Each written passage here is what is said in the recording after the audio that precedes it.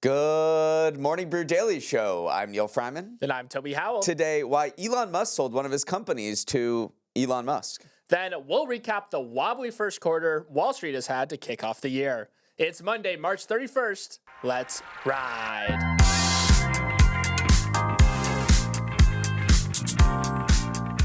What a difference 200 miles makes. On Saturday, New York City was in full-on summer mode as temperatures reached 80 degrees, but just up I-95, the weather could not have been any different. On the same day, people living in Boston were hit with freezing rain and temps in the mid-30s. That 45-degree temperature gap between Boston and New York City isn't just good material for small talk, it's history. Meteorologists said it was the widest temperature difference between the two cities on record. Meanwhile, in Connecticut, they couldn't decide which side to take per usual. I mean, it was snowing briefly in Boston. Meanwhile, you and me, Neal, we were golfing in short sleeves. The farmer stands were coming out in droves. Really drives home what they say about Boston, though. New York prices, Chicago weather, Scranton culture. Oh, you're doing Boston dirty. Now a word from our new sponsor, TaxAct. Toby, you look a little pale today. What is going on? Well, first of all, Neal, it's been winter, so I'm not exactly sun-kissed, but also it's tax season. Needless to say, I'm a little nervous. I am sweating over here. Relax. TaxAct is there to soothe your beating heart. It simplifies tax filing for both your small businesses and your individual taxes. And if you bundle them together, you can save some cash. But Neal, you know me. I always have a million questions like, what if I miss deductions, credits, or something important? That's the beauty of TaxAct's Expert Assist. They've got real 100% credentialed tax experts, all based in the U.S., who will answer any tax questions you've got. It's like having your own personal tax superhero. Okay, that actually sounds way less stressful. Plus, every return is backed with an accuracy guarantee, so you can file confidently and sleep easy. No bad dreams of W-2s chasing you down. Wait, that's the exact nightmare I've been having. Toby, don't stress. Just file with TaxAct before the April 15th deadline, and you're good. Visit taxact.com to get started today.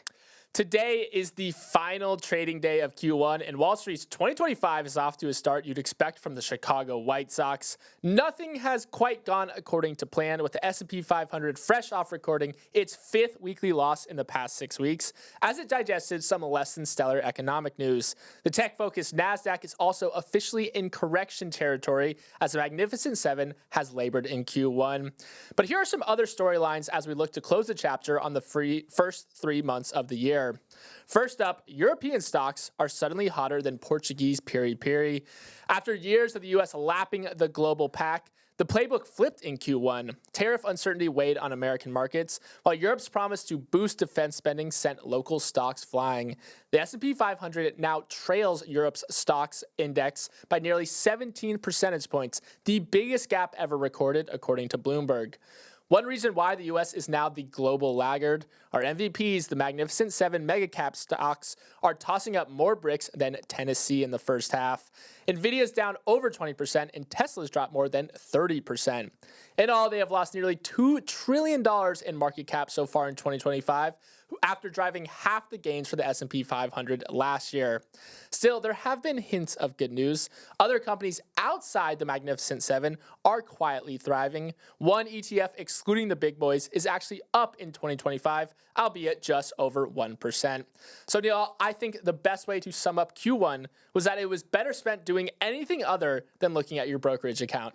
The sports metaphors were strong in that one, Toby, so kudos on that. Yeah, let's start by looking internationally because we do focus a lot on the United States, but there were a lot of fireworks afield. I want to start with China, actually. So they have their own Magnificent Seven, and that includes big tech companies like Alibaba, Tencent, BYD, which is this EV maker, Baidu, JD.com.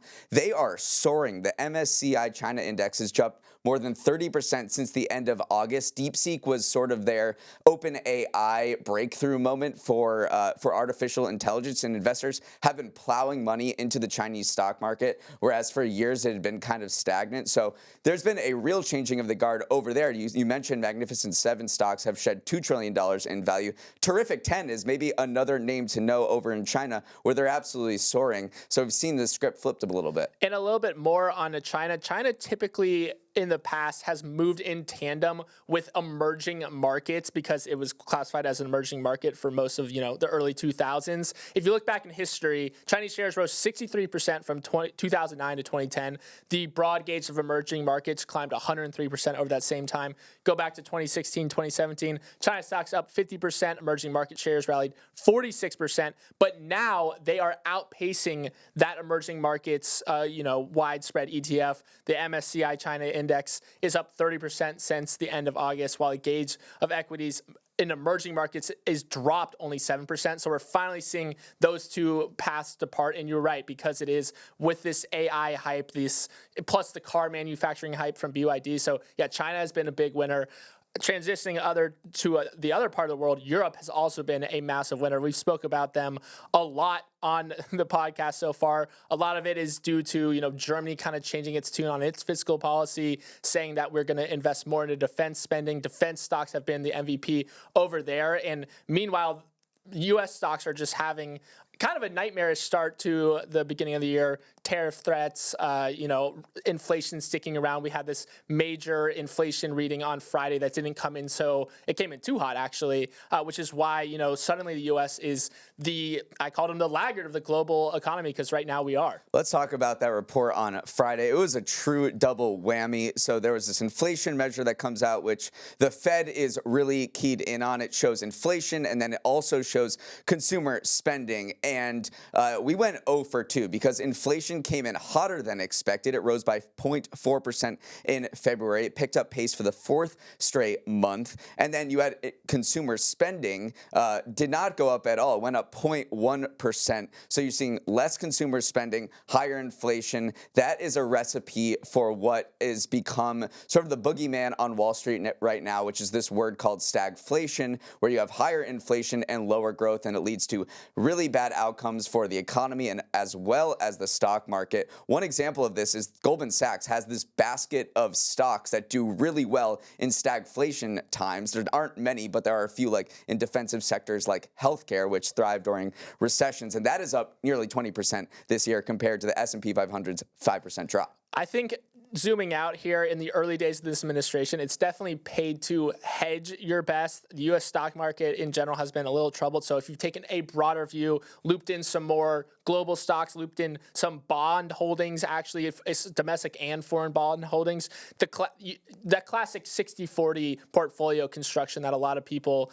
used to have, it's almost like nothing has happened this year. That is basically pretty level on the year so far. So it's almost like returning to a throwback era of investing before, the AI bubble, just AI stocks started ripping instead of before the Magnificent Seven, put the entire stock market on its shoulders. There was just this classic portfolio construction of 60-40, and it looks like that has been the best way to kind of hedge off against some of these uncertainties that have been gripping the stock market so far. If you've invested in gold bars, and those are lining your homes, because gold is up 17% this year already for its best start to a year since 1986.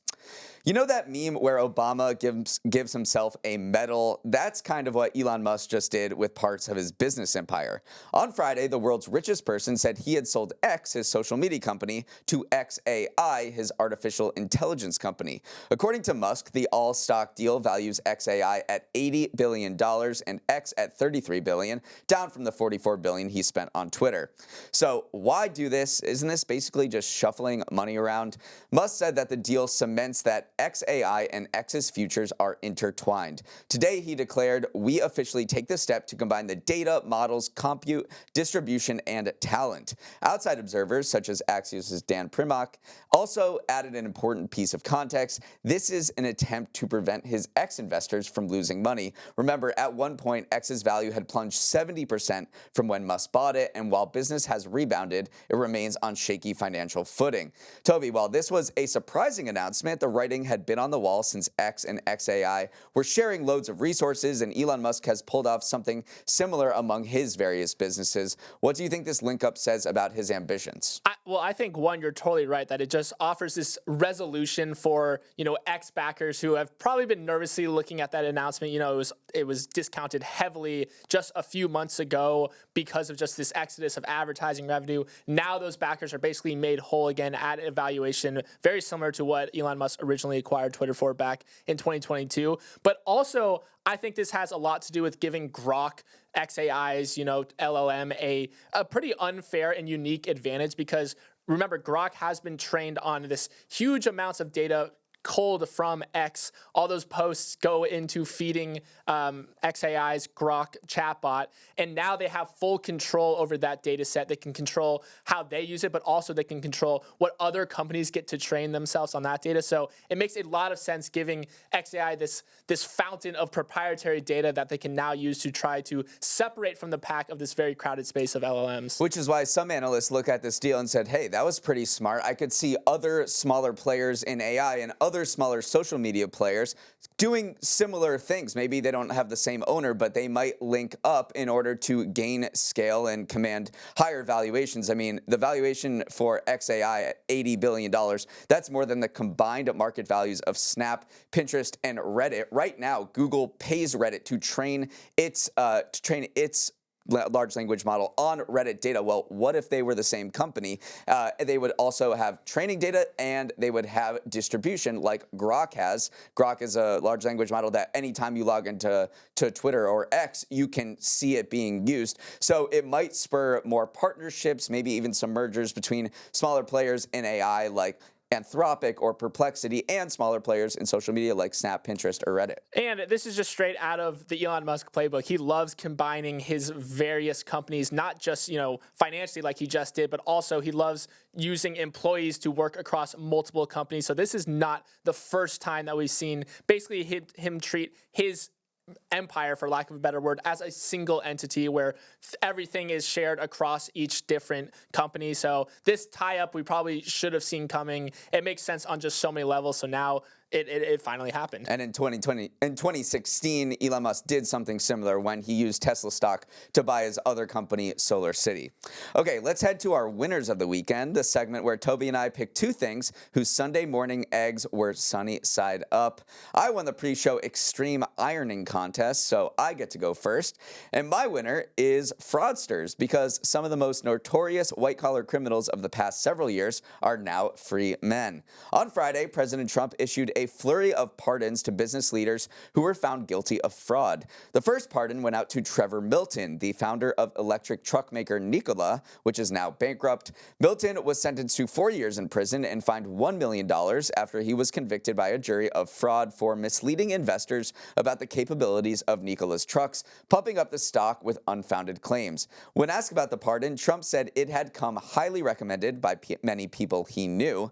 Trump also granted clemency to Carlos Watson, the media executive who founded Aussie Media. When Watson heard the news, he was literally on his way to report to prison to serve a 10-year sentence for fraud. In July, Watson was found guilty of fraud for inflating revenue figures when courting investors and lying about having completed business deals that were either made up or not finalized.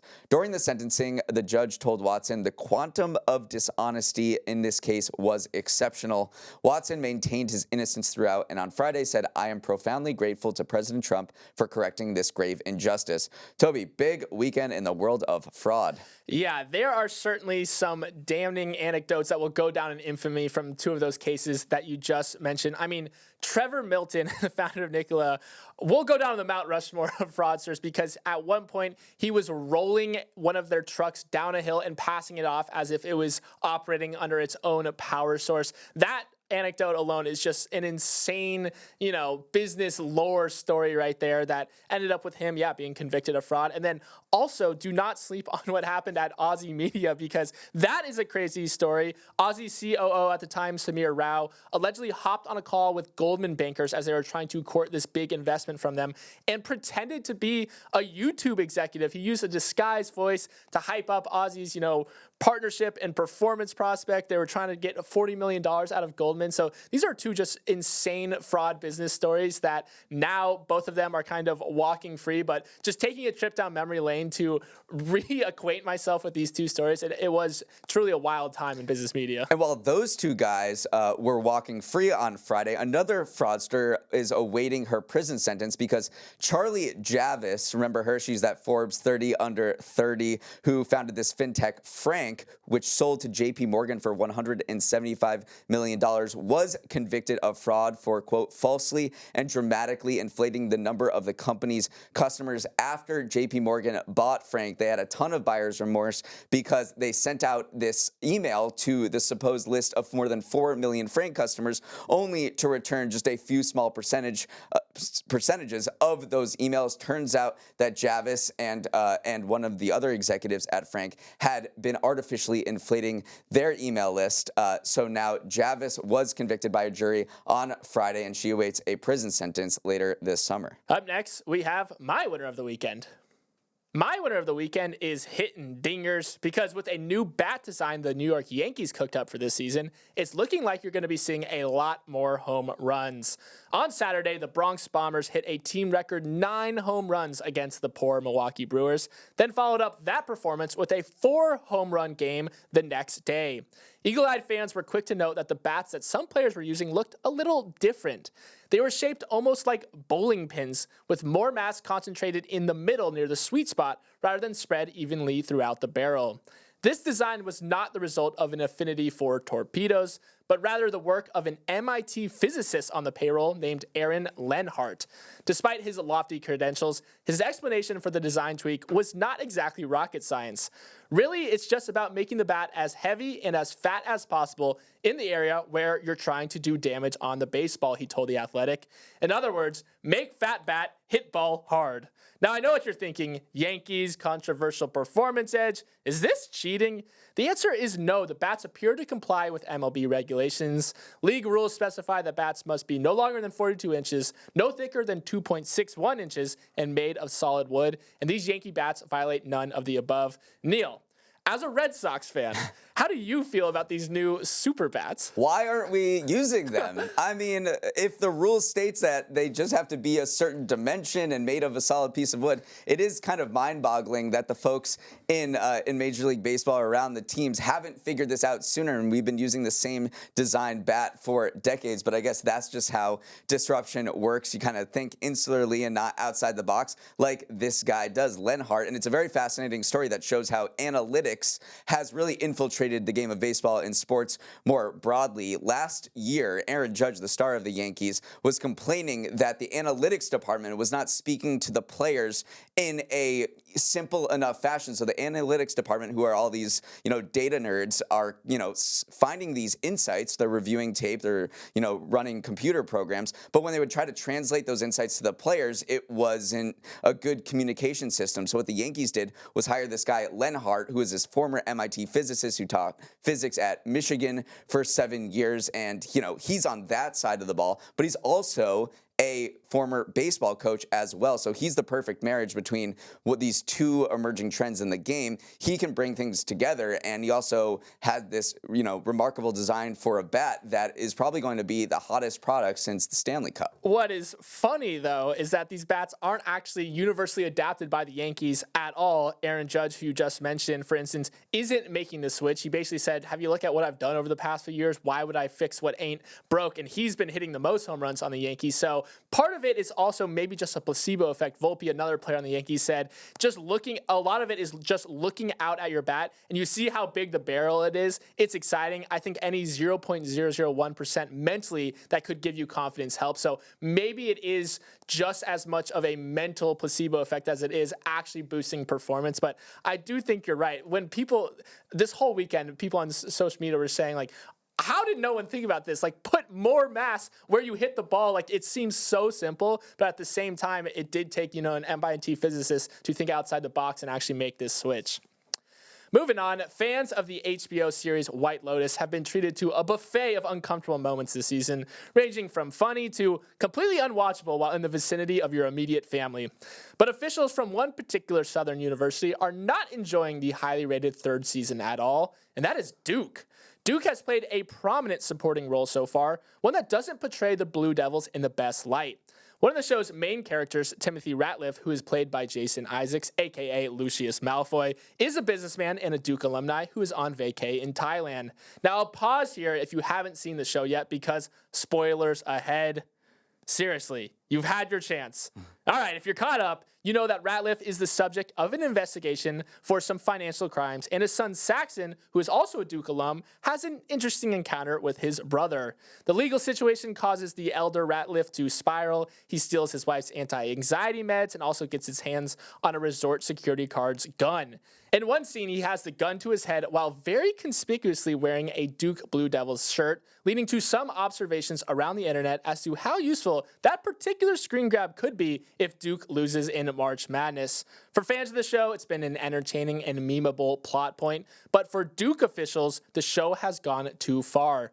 Frank Tramble, a VP of comms at Duke, said in an email that the show, quote, not only uses our brand without permission, but in our view uses it on imagery that is troubling, does not reflect our values or who we are, and simply goes too far.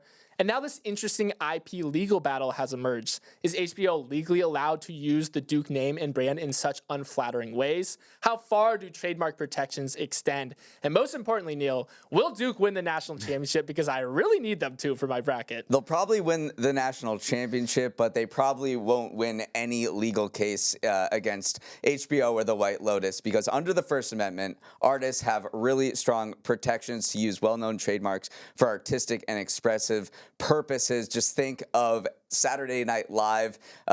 Jeopardy probably does not like that they use Celebrity Jeopardy to make raunchy jokes for decades, but they can because this is a free country. We have the First Amendment, and you can use trademarks in your artistic work. What you can't use a trademark for is to do people into thinking you are Duke when you're not Duke. So say you started a college and then you called it Duke University and had similar branding, obviously has the same name, that probably wouldn't fly under trademark law. But when you're making art like Mike White does with White Lotus, you have a wide latitude. So legal experts chimed in on this case and said that, Duke as a business doesn't really have any case here to pursue legal action, but they can complain. I mean, this is not the first time this has happened, too. I mean, the adage is there's no such thing as bad publicity, but in fact, a lot of brands have kind of gone through this same thing that Duke is going through right now. The most recent one that is top of mind is Peloton, who had to do a lot of damage control after a reboot of Sex and the City, had someone exercising on a Peloton die, and I'll leave it at that because, again, spoilers. The company said that at the time, yes, they approved their usage of Peloton bike in the show, but they didn't know exactly how it was used and tried to walk back their association with it. I think a similar thing is happening with Duke right now, but they might have Streisand affect themselves a little bit, where if they had just not responded or not acknowledged it at all, we probably wouldn't be talking about it right now. So you understand the desire to disassociate yourself from this, but on the other hand, they're also drawing a lot of attention to it. Okay, it's Monday, so here are the major events you need to know about in the week ahead. Everyone is watching what tariffs will be announced on Wednesday, which President Trump has dubbed Liberation Day. Depending on the size and extent of the tariffs, it could lead to a reorganization of the global economy we haven't seen in decades. On Wednesday, Trump has vowed to place reciprocal tariffs on all countries that tax imports from the United States, while the next day, 25% tariffs on foreign cars will go into effect. We should also expect countries to announce retaliatory tariffs against the U.S. that day, sending this trade war into nuclear territory. In a sign of just how impactful these tariffs will be, some auto dealers across the country were packed this weekend as Americans scrambled to buy cars before prices rise. Again, nothing is certain until it happens, and some of these orders are reversed as soon as they are given, but this is a risky trade war, as we've spoken about. Stocks don't like it. Everyday American budgets don't like it. Businesses don't like it. But I think what we'll see here is if if these tariffs happen, B, if they are like broccoli, bad in the moment, but good for you long term, or C, maybe they're like moldy broccoli, bad in the moment and bad long term. So that's kind of the options that are branching out in front of us ahead of this quote unquote Liberation Day. Yeah, 48 hours, we still have really no idea what's about to come down the pipeline, but really the global economy hangs in the balance. Even as tariffs dominate Wall Street chatter, investors will face another big test on Friday with the jobs report. Economists estimate that employment growth is expected to have slowed to 128,000 jobs added in March from about 150K in February. And special attention will be paid to whether Elon Musk's sweeping Doge layoffs of the federal workforce will show up in the data. Yeah, the jobs, market has been one of the shining lights. It's been steady. It's withstood a lot of pressure from different parts of the economy. this is truly a make or break it moment. Not make or break it, but we'll actually see if Doge's effects are going to show up in the jobs report, because it has been steady. And if that, steady drumbeat starts to falter a little bit, that's when things get a little bit more dicey. And remember the TikTok ban? Well, time to start thinking about it again, because on Saturday, Trump's extension that delayed a U.S. ban on TikTok will expire, meaning the Chinese app could leave app stores once again, as it did in January. Trump is trying to get Beijing to greenlight a sale to a U.S. entity by relaxing tariffs. But if that doesn't happen by Saturday, which doesn't seem to be in the cards, Trump said he'll extend the deadline again. Yeah, I think that little China tidbit is something that's very interesting to look like, because Trump has acknowledged that this deal will only get done with China's approval. So maybe a little reduction in tariffs is floating down the pipeline. So it is funny how TikTok has suddenly become part of this trade war and has become part of, this global reorganization of trade. So every time you're swiping through a video, just know that you could be influencing the direction of the global economy. Can it still be March Madness if it takes place in April? Sure, why not? The men's Final Four is set, and it's all number 1 seeds. Florida will play Auburn, and Duke will play Houston on Saturday. The winners will face off in the championship game a week from today. And then on the women's bracket, the Final Four will be solidified today. South Carolina and UCLA have already punched their ticket to the Final Four. On the women's side, too, I think you can't sleep on UConn. Paige Beckers dropping 40 the other day. Everyone forgot how good she was in the Caitlin Clark madness, but, she is absolutely her. As for the men's, I can confidently say that a number 1 seed is taking home the crowd this year. And this is the first time that it's been all number 1 seeds in the Final Four since 2008. And nothing bad happened in 2008, so I'm sure that's not an omen whatsoever. All right, let's wrap it up there. Thank you for starting your morning with us, and have a wonderful start to the week. For any questions, comments, or feedback, send an email to morningbrew@morningbrew.com. Let's roll the credits. Emily Milliron is our executive producer. Raymond Liu is our producer. Olivia Graham and Olivia Lake are our associate producers. Uchenna Ogu is our technical director. Scoop Stardaris is on audio. Hair and makeup, we need a torpedo Mike stat. Devin Emery is our chief content officer, and our show is a production of Morning Brew. Great show today, Neal. Let's run it back tomorrow.